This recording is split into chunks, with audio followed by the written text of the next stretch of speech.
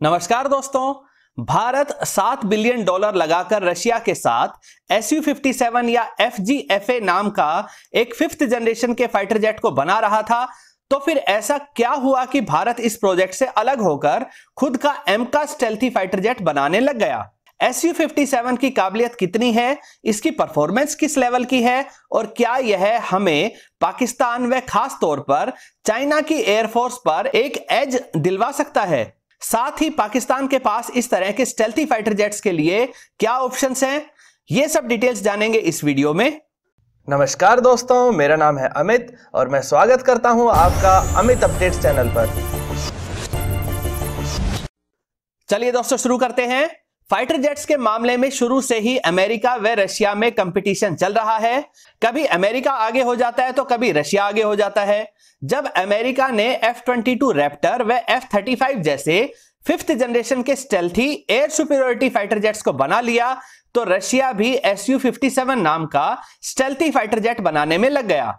इसके लिए शुरू में ही भारत के साथ एक पार्टनरशिप का एग्रीमेंट किया गया ताकि वर्क शेयर व इसकी लागत को दोनों देश आधा आधा बांट लें। भारत भी पूरी तरह से कॉन्फिडेंट था कि यह FGFA प्रोजेक्ट समय से पूरा हो जाएगा व भारत के पास एक बेहतरीन 5th जनरेशन का फाइटर जेट होगा। लेकिन जल्दी ही यह एग्रीमेंट खत्म होने के कगार तक आ गया क्योंकि रशिया ने भारत के शेयर को $5 बिलियन से $7 बिलियन तक बढ़ा दिया और रिसर्च में साथी होने के बावजूद सिर्फ 15% कार्य ही हिंदुस्तान एरोनॉटिकल लिमिटेड को सौंपा गया। साथ ही भारत को एक भी प्रोटोटाइप उपलब्ध नहीं करवाया गया ताकि भारत इसकी टेक्नोलॉजी को टेस्ट कर सके। भारत द्वारा सुझाए गए 47 चेंजेस को भी रशिया ने स्वीकार नहीं किया। नतीजा यह हुआ कि भारत पूरी तरह से इस प्रोग्राम से अलग हो गया। आइए जानते हैं कि Su-57 में क्या क्या जबरदस्त टेक्नोलॉजी का इस्तेमाल हुआ है और भारत को इनमें कहां कहां पर कमियां नजर आईं। सबसे पहला है स्टेल्थ। यह रशिया का पहला 5th जनरेशन का स्टेल्थी फाइटर जेट है जो F-22 की टक्कर का बनाया गया है। किसी भी फाइटर जेट को स्टेल्थी बनाने के लिए इसे इस तरह से डिजाइन किया जाता है कि बाहरी सतह पर एक भी 90 डिग्री का कोण यानी कि राइट एंगल ना बने। पैनल्स को जोड़ने वाले रिवेट्स छुपे रहें व रडार एब्जॉर्बिंग मटेरियल का भी इस्तेमाल हो। Su-57 में फ्रंट सेक्शन का radar cross section 0.1 metre square है जबकि इसे कहीं ज्यादा स्टेल्थी होना चाहिए था। वहीं F-35 का radar cross section 0.005 metre square है। ऐसे में फिलहाल Su-57 को मात्र 4.5 जनरेशन का एक हैवीवेट कैटेगरी का एयर सुपीरियरिटी फाइटर जेट ही कहा जा सकता है। हालांकि कंपोजिट मटेरियल का इस्तेमाल करके इसके स्टेल्थ को थोड़ा बढ़ाया भी गया व मेटल ऑक्साइड की 90 mm की रडार वेव एब्जॉर्बिंग लेयर को भी इसके ऊपर लगाया गया। फिर भी यह इतनी स्टेल्थ को प्राप्त नहीं कर पाया जितनी इससे उम्मीद थी। भारत एक सेमी स्टेल्थी फाइटर जेट के लिए इतनी बड़ी कीमत नहीं देना चाहता था।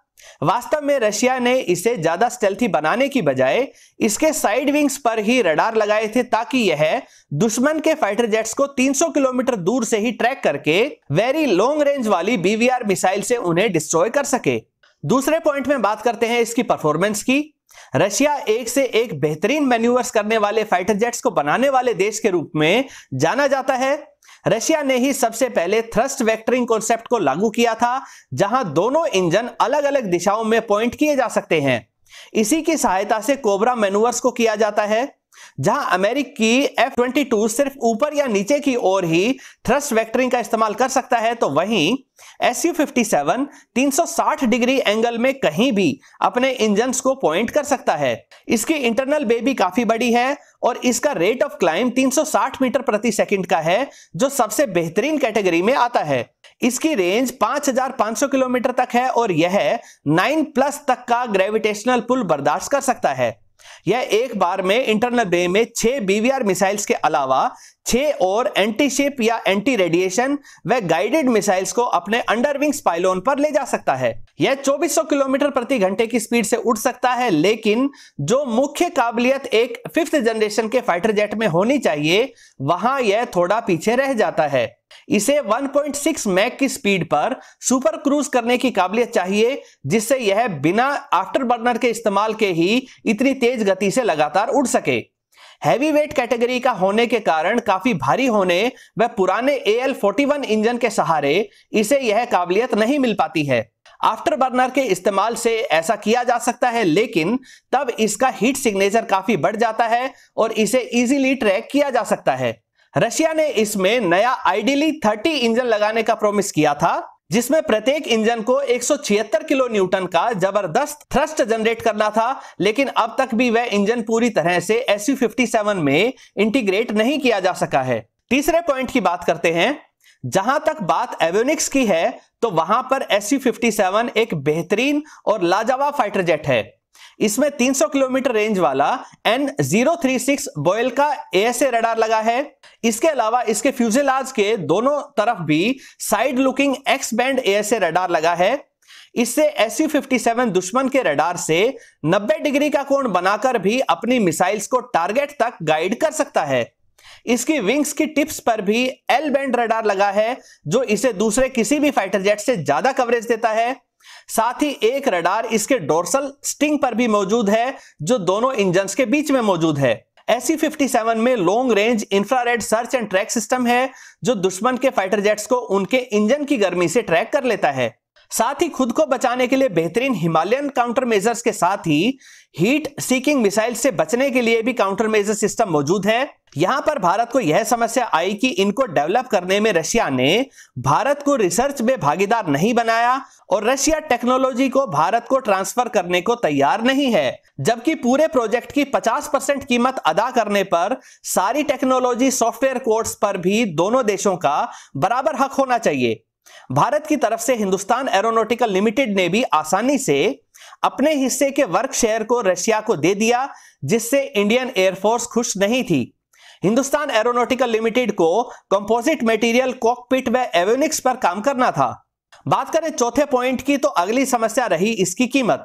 रशियन सुखोई कंपनी ने इसको अमेरिकी 5th जनरेशन के फाइटर जेट्स F-35 व F-22 रैप्टर से सस्ता बनाने की पेशकश की थी। इसकी लगभग 1000 यूनिट्स बनाने की संभावना थी, जिसमें रशिया व भारत लगभग 200 फाइटर जेट्स खरीदते व बाकी 600 फाइटर जेट्स को दूसरे देश को एक्सपोर्ट किया जाता। इनका निर्माण भी रशिया के साथ साथ भारत में ही होना था। इतने फाइटर जेट्स होने पर इनकी मैन्युफैक्चरिंग कॉस्ट काफी कम होती और भारत को प्रत्येक Su-57 80 से $100 मिलियन के बीच में मिल जाता।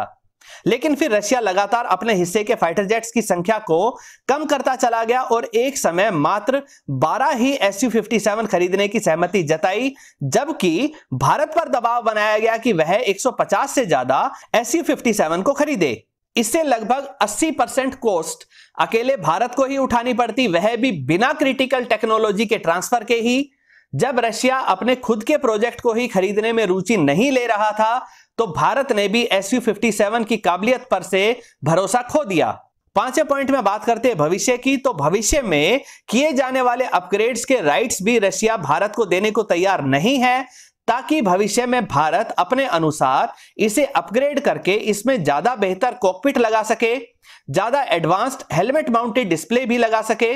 इसको इस तरह से समझिए कि भारत ने पहले रशिया को Su-30 MKI की बड़ी कीमत अदा की और अब सुपर सुखोई अपग्रेड्स के लिए भी हमें रशियन अपग्रेड्स पर ही निर्भर रहना पड़ रहा है और उसके लिए दूसरी बार रशिया को सुखोई 30 MKI के लिए एक बड़ी रकम दी जाएगी।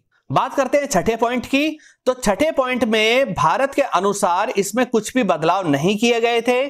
जहां रशिया का टेम्परेचर काफी कम रहता है, वहां काफी सर्दी रहती है, वहीं भारत में ज्यादातर समय काफी गर्मी रहती है और हवा गर्म होने पर ज्यादा हल्की हो जाती है। ऐसे में रशियन फाइटर जेट्स, जिनको ठंडे इलाकों के हिसाब से डिजाइन किया होता है, उनकी परफॉर्मेंस यहां के गर्म व ह्यूमिडिटी वाले माहौल में कम हो जाती है। इंजन में वियर एंड टियर ज्यादा होता है और स्पेयर्स व मेंटेनेंस का खर्चा काफी बढ़ जाता है। इसी को देखते हुए भारत Su-57 में 43 छोटे बड़े अपग्रेड्स करवाना चाहता था, जिन्हें करने में रशिया को ज्यादा समस्या नहीं आती, फिर भी रशिया ने उनको नहीं किया। इसी कारण भारतीय सरकार ने एक हाई लेवल रिव्यू कमेटी बनाई, जिसकी फाइंडिंग्स के आधार पर Su-57 या कहें FGFA प्रोग्राम से भारत ने अलग होने का फैसला कर लिया। हालांकि अब रशिया भी 12 की जगह 76 Su-57 खरीद रहा है, जिससे इसकी कीमत $100 मिलियन के आसपास हो जाएगी और साथ ही इसमें 176 किलो न्यूटन की क्षमता वाला आइडियली 30 इंजन भी लग चुका है। तो क्या अब नए पैकेज में मिल रहे Su-57 को खरीदने के लिए भारत आगे बढ़ेगा या नहीं, यह देखने वाली बात रहेगी। खास तौर पर यह देखते हुए कि भारत का स्वदेशी 5th जनरेशन का फाइटर जेट M का 2028 तक ही तैयार हो पाएगा और तब तक भारत के पास एक भी 5th जनरेशन की टेक्नोलॉजी वाला फाइटर जेट नहीं रहेगा। वहीं अगर हम भारत के कंपटीटर्स व पड़ोसी देशों की बात करें तो वो भी काफी तेजी से 5th जनरेशन की टेक्नोलॉजी की तरफ बढ़ रहे हैं। पहले चाइना की बात करें तो उन्होंने J-20 नाम से एक कनार्ड विंग्स वाला 2 इंजन की ताकत रखने वाला स्टेल्थी फाइटर जेट बना लिया है।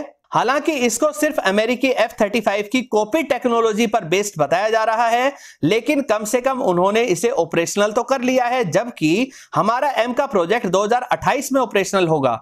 साथ ही चाइना J-20 की टेक्नोलॉजी को ज्यादा मैच्योर करके J-31 नाम का एक और 5th जनरेशन का फाइटर जेट बना रहा है, जो मुख्य तौर पर एक्सपोर्ट करने के लिए होगा। इसे कई देशों को बेचा जाएगा, जिसमें पाकिस्तान का नाम सबसे पहले आता है। ऐसे में अगर हम Su-57 को अब नहीं लेते हैं और पाकिस्तान J-30 को आने वाले कुछ वर्षों में ले लेता है, तो पाकिस्तानी एयरफोर्स हमारी एयरफोर्स पर एडवांटेज हासिल कर लेगी। इसलिए भी कई डिफेंस एक्सपर्ट लगभग 36 Su-57 खरीदने की सलाह दे रहे हैं, ताकि 2 स्क्वाड्रन 5th जनरेशन के फाइटर जेट्स की भी हमारे पास मौजूद रहे। बाद में एमका के आ जाने पर स्टेल्थी फाइटर जेट्स की स्क्वाड्रन अपने आप बढ़ जाएगी। आपको जानकर हैरानी होगी कि पाकिस्तान भी एक 5th जनरेशन के प्रोजेक्ट पर काम कर रहा है, जिसे प्रोजेक्ट अज़्म का नाम दिया गया है। हमें भले ही लगे कि पाकिस्तान के पास इस तरह के प्रोजेक्ट के लिए ना ही टेक्नोलॉजी बेस है और ना ही उनके पास इतने पैसे हैं कि वो इतने महंगे प्रोजेक्ट्स पर काम कर सके, लेकिन हमें ध्यान रखना चाहिए कि चाइना हमें अपना बहुत बड़ा कंपटीटर मानता है और चाइना ही चुपचाप तरीके से पाकिस्तान के नाम से इस प्रोजेक्ट को भी रन करेगा। साथ ही चाइनीज J-31 के ऑप्शन के अलावा पाकिस्तान टर्की से भी उनके 5th जनरेशन प्रोजेक्ट TFX को ले सकता है। टर्की और पाकिस्तान काफी अच्छे मित्र हैं। वहीं दूसरी तरफ भारत के पास मौजूदा समय के लिए सिर्फ एक ही ऑप्शन है और वो है रशियन Su-57, जिसे अब भारत सीधे तौर पर रशिया से सीमित संख्या में खरीद सकता है। हालांकि रशिया के साथ एक समस्या यह रहेगी कि वह इसी Su-57 को चाइना या टर्की को भी बेच सकता है। रशिया पहले ही इन दोनों देशों को Su-57 ऑफर कर चुका है। ऐसे में भले ही हमें एमका के डेवलपमेंट के लिए रशियन Su-57 की टेक्नोलॉजी नहीं मिले, लेकिन हमें कंपैरिजन और इवोल्यूशन का मौका तो मिल ही जाएगा, जिससे हम अपनी टेक्नोलॉजी को भी Su-57 के स्टैंडर्ड का बना सकेंगे। चाइना भी रशिया से सिर्फ 24 Su-35 खरीदकर यही सब कर रहा है। दोस्तों, आपकी राय में क्या हमें Su-57 की 2 स्क्वाड्रन खरीदनी चाहिए या यह सोचकर अभी एमका के लिए इंतजार करना चाहिए कि अभी पाकिस्तान के पास भी कोई 5th जनरेशन का फाइटर जेट नहीं है? अपनी राय कमेंट सेक्शन में जरूर बताइए। दोस्तों, उम्मीद करता हूं वीडियो आपको पसंद आई होगी। अगर ये वीडियो आपको अच्छी लगे तो इसे लाइक करें, दोस्तों के साथ शेयर करें और चैनल को सब्सक्राइब करना ना भूलें। नमस्कार।